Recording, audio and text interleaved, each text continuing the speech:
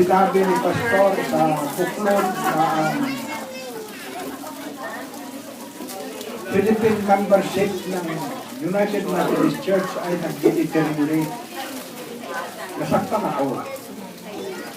Sapagkat ng kabataan ko, ang Methodist Church ay napakatindi. Dahil itong yung evangelization,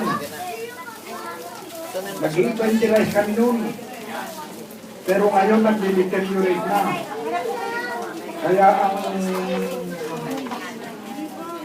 ang wish ko ngayon, nawa, ang grupong ito ay magiging sanhi ulit ng pag-unlad ng ating iglesia. At napansin ko rin na sa Tagalog congregation, marami ng bakanteng view, yung upuan. Marami ng bakante. Kaya dapat yun ay, nung kabataan ko, nung umattend ako sa Central, talagang pulpak na pulpak ang Central Church.